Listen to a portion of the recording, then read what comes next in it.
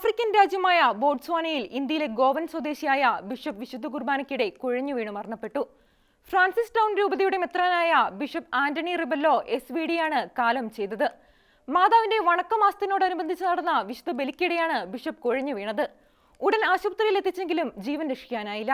ആഫ്രിക്കയിൽ മിഷൻ പ്രവർത്തനം നടത്തുന്ന society of the divine word സന്യാസ സഭാംഗമാണ് ഗോവയിൽ നിന്നുമുള്ള 74 വയസ്സുള്ള bishop Antony Rebello SVD.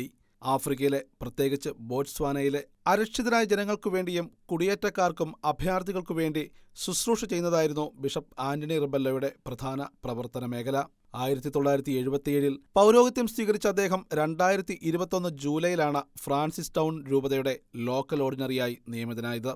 Rome ആസ്ഥാനമായുള്ള പൊന്തിഫിക്കൽ ഗ്രിഗോറിയൻ യൂണിവേഴ്സിറ്റിയിലെ പൂർവ്വ വിദ്യാർത്ഥിയായ ബിഷപ്പ് റിബല്ലോ കെനിയയിലെ SVD പ്രൊവിൻഷ്യൽ സുപ്പീരിയറായും അങ്കോളയിലെ പാരിഷ് വികാരിയായും സേവനമനുഷ്ഠിച്ചിട്ടുണ്ട്.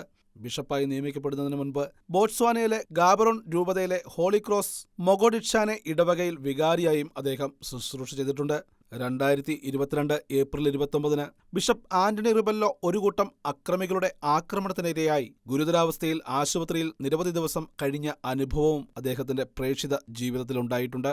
ഫ്രാൻസിസ് ടൗൺ രൂപതയിൽ മാതാവിന്റെ മെയ് മാസ വണക്ക ശുശ്രൂഷകളുടെ ഭാഗമായി കുടുംബ സന്ദർശനവും പ്രത്യേക പ്രാർത്ഥനാ ശുശ്രൂഷകളും നടന്നുവരികയായിരുന്നു. 20ഓളം കിലോമീറ്റർ കാൽനടയായി നടന്ന മരിയൻ പ്രദക്ഷിണത്തിനൊടുവിൽ നടന്ന ദിവ്യബലിക്കിടെയാണ് ബിഷപ്പ് ആന്റണി റിബല്ലോയ്ക്ക് ദേഹാസ്വസ്ഥം അനുഭവപ്പെടുന്നത്. ഉടൻ തന്നെ ഗ്രാമത്തിലെ ഏറ്റവും അടുത്തുള്ള ക്ലിനിക്കിലേക്ക് ബിഷപ്പിനെ എത്തിച്ചുവെങ്കിലും ജീവൻ രക്ഷിക്കാനായില്ല.